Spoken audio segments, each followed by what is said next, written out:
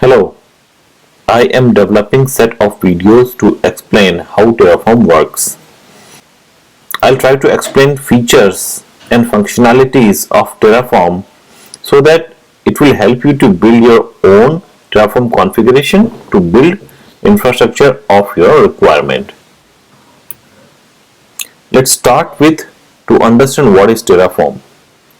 Terraform is a tool created by HashiCorp for managing infrastructure as a code, like create, edit, delete various infrastructure resources. Infrastructure resources like virtual machines, network, load balancer, firewall, etc. It has capability to create just one VM or can create data center grade complex infrastructure. That means it depends on how complex your design and infrastructure is. Because Terraform configuration is written as a code, it can be version controlled using configuration management tools like GitHub, Bitbucket, GitLab, etc. Terraform creates an internal graph of infrastructure based on dependency on each other so that resources can be created in right order. For example, if an static external IP needs to be assigned to a VM while VM is getting created, static IP needs to be created before the VM is created so that it can be assigned to VM as soon as it is created. This is called implicit dependency, which Terraform automatically take care.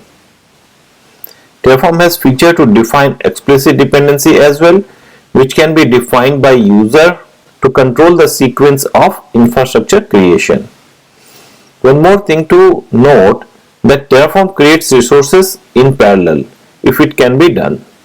For example, if couple of VMs needs to be created which are independent of each other, they can be created in parallel. Terraform configuration code is written in descriptive language called HashiCorp configuration language. In short, HCL. These are nothing but configuration of infrastructure you need to build. Terraform has programming features like loops, conditions, lists, map, etc., which makes it even more configurable. Terraform configuration can be written in JSON format as well, but not preferred because HCL is designed to be easy for human to read and understand. But if configuration itself need to be automated, JSON is more appropriate for that. Another cool feature of Terraform is it maintains state of infrastructure you create.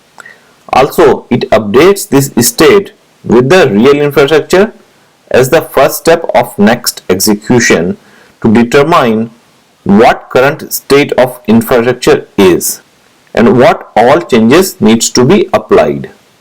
For example, if state of infrastructure is same as configuration which needs to be applied, Terraform will not take any action. But if it finds the change, it will apply those changes in most optimal way. Terraform supports many cloud and on-prem infrastructure configuration, but in this series we will consider Google Cloud Platform only. Terraform has many more features which we will talk as we go in this series. Throughout this series, I will be referring Terraform documentation and I will provide you the link of that as we go. Now let's start configuring Terraform on your local machine. As the first step, download Terraform from HashiCorp Terraform website from the given link.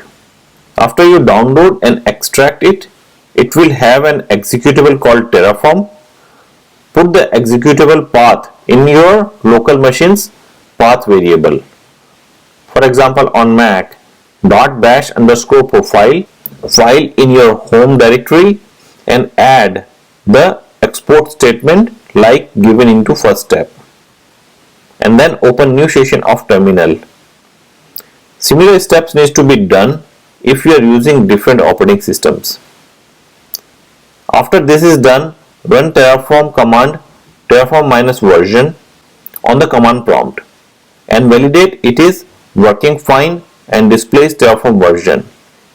If it is not working, check error and try to fix that. Next, create the working directory where you keep all your Terraform files. After creating the working directory, you need to log in into GCP with your account into your specific project and create a service account.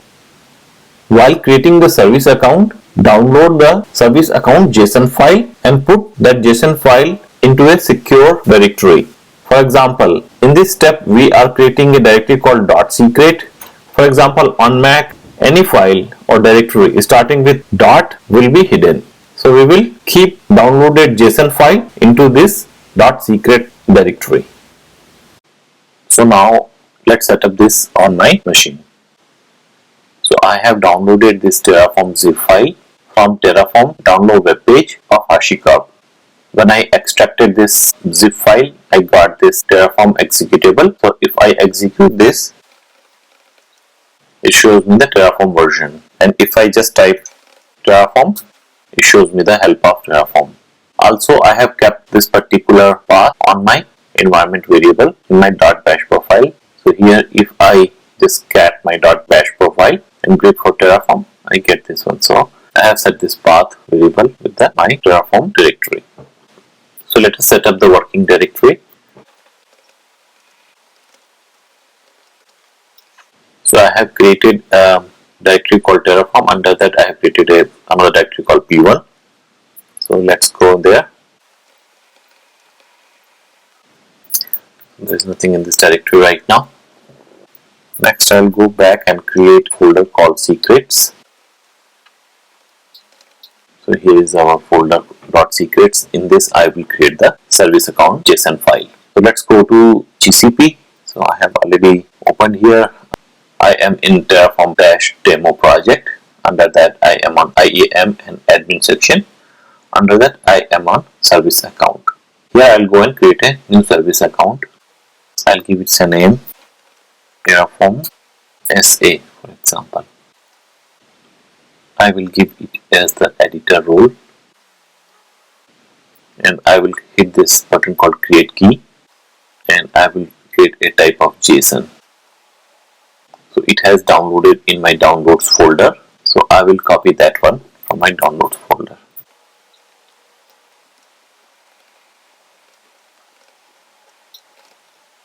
So here we go. This is the file which has been generated. Let's go back to. So we have created this service account and I have copied this JSON file also into this secret file. Let's look into the next slide. So let's now start creating our first resource. In Terraform, most used commands to manipulate resources are Terraform init to initialize the Terraform. We'll talk about that in coming slides. Terraform plan, Terraform apply and Terraform destroy. We'll try all of them. These commands needs to be executed in the directory where you have Terraform configuration file. So we are going to create the Terraform configuration file in our hands-on section. There is no standard naming convention for this file, but these files must have extension .tf. Naming convention can be identified or defined based on your organization naming standards. Now let's create our first Terraform configuration file, say main.tf. In this configuration file, we will create a compute instance VM with minimum configuration. For supported service providers like Google, AWS, Azure, etc., configuration details are well documented and we can take reference of that documentation. We are working on GCP, so we will use the GCP document reference as we go in the implementation. Now let's create our first Terraform configuration. To do that, let's create a file called main.tf. I'm going to use Visual Studio Code for all my coding. So in the configuration, we have two most important configuration which we have to provide. One is called provider, another is called resource. Let's start with provider. Next is resource. Provider is the section where we define the details of the provider like Google or AWS or Azure and their respective configuration. We'll see this documentation. And the resource is the resource which we need to create. This also will look into the documentation. So let's go into the documentation. Here we go for the provider. As we are using Google as our provider, so we define provider as a provider and then give the provider name here, Google, and the rest of the configuration. So let's pick up this particular section and paste it here.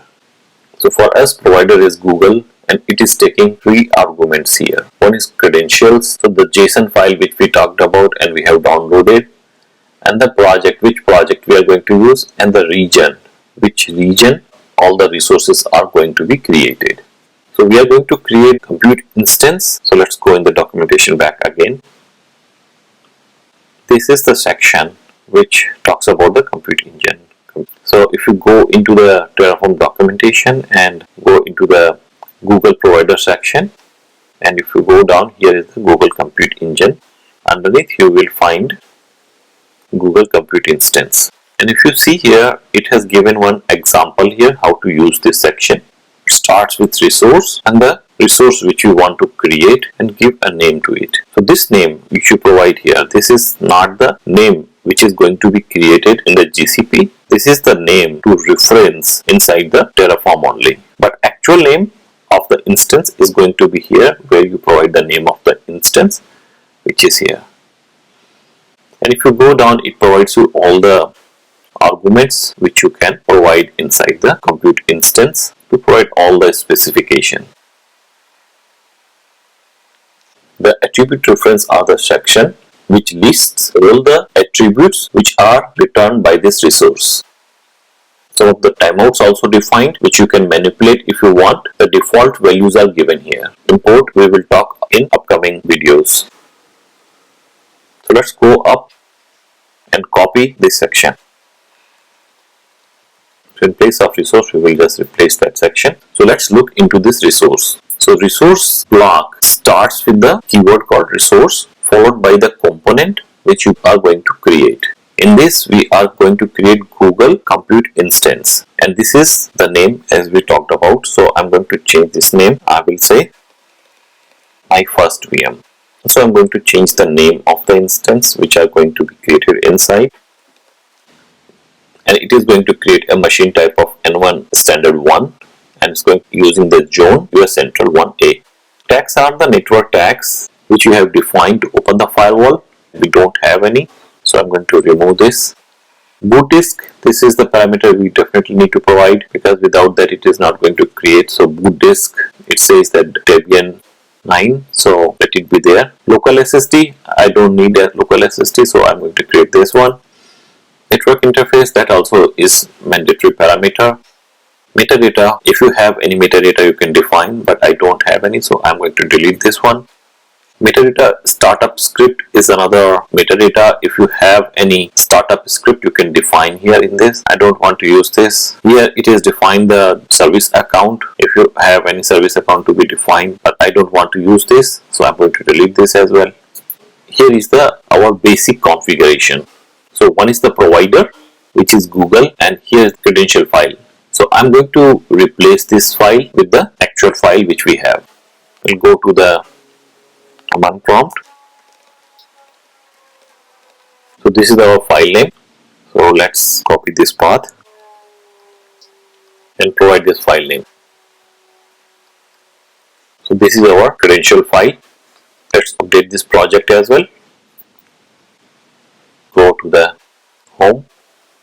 Okay, we have to use the project ID instead of just the name. So we can pick up this project ID from here.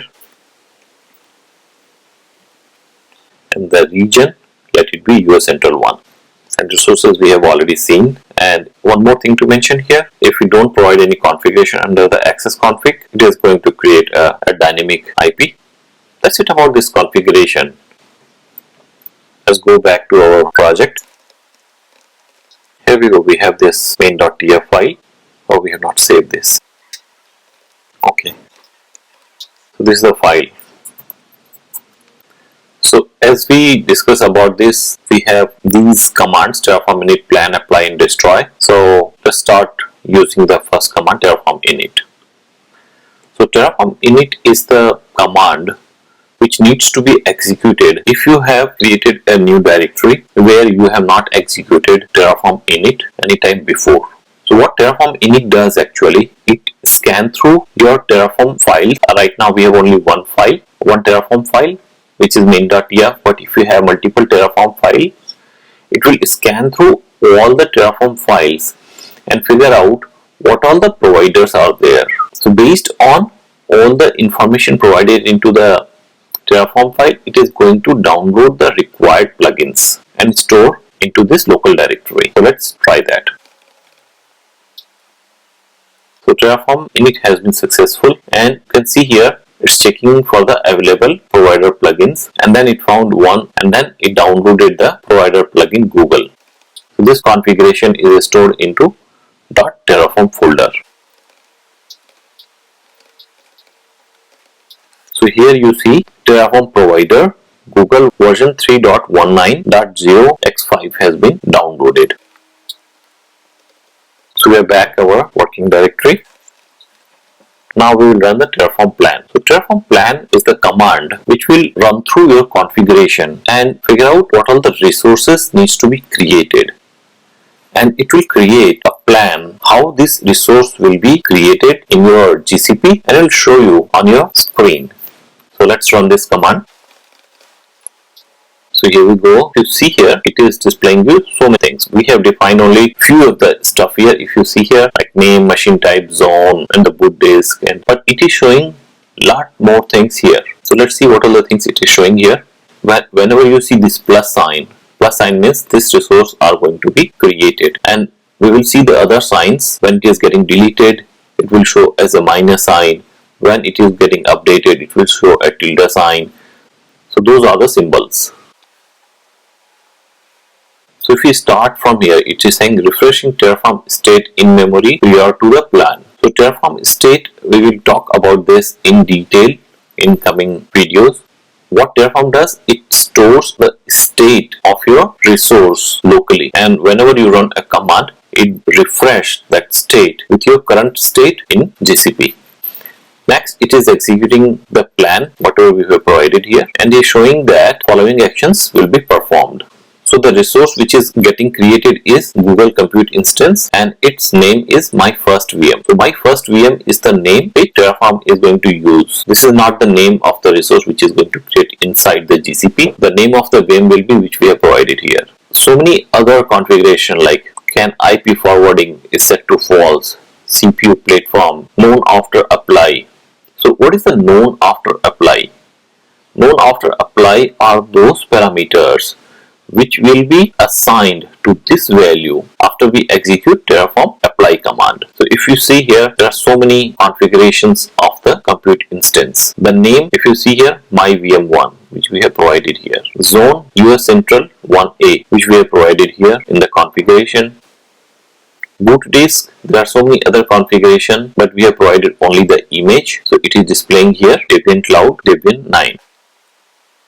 Network interface also, it is going to use the default network as well as access config. It is going to be created after we run the Terraform apply. Here it shows how many resources it is going to add, how many resources it is going to change, and how many resources it is going to destroy. So as we have only one resource, it is going to add only the one resource. Let's run Terraform apply. So it is showing details again which was displayed when we executed Terraform plan, and it is asking us for the confirmation. Before we go, let's go to the GCP and let's go to the compute engine. You see here there is no instances as of now. I will say yes to this.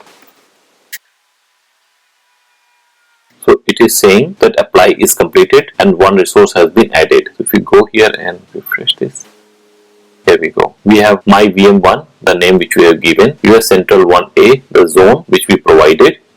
Let's go inside. So machine type is N1 standard 1, which we provided the configuration detail, and the network is the default network.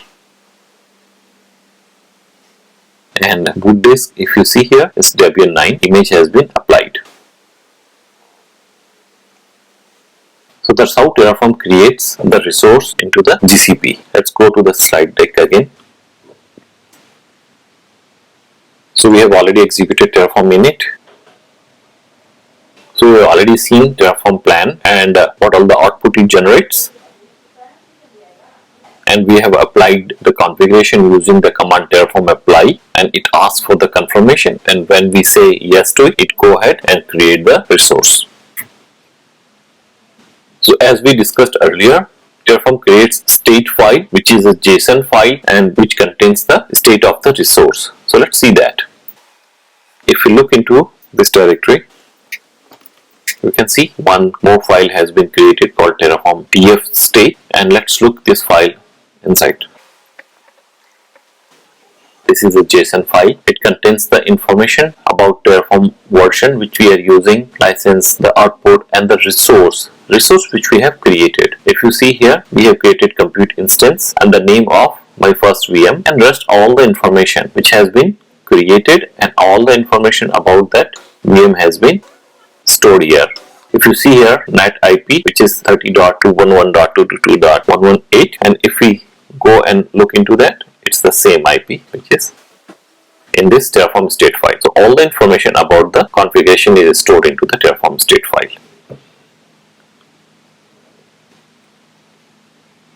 Next command will try Terraform destroy, and this command will delete the resource which is there in the configuration file. So let's try this.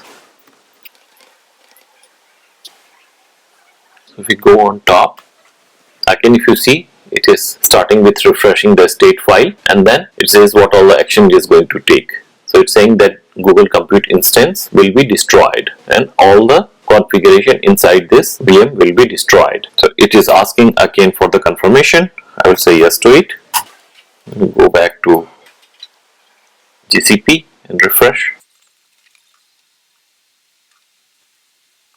Okay, this has been completed. And inside the GCP also, if you look, it confirms that it has been deleted. So that's it guys, that's what I wanted to cover in this video. We have talked about what is Terraform and how we configure our local machine for Terraform, and we created our first configuration file, we executed Terraform plan, Terraform apply, we looked into the Terraform state file, and we destroyed the resource.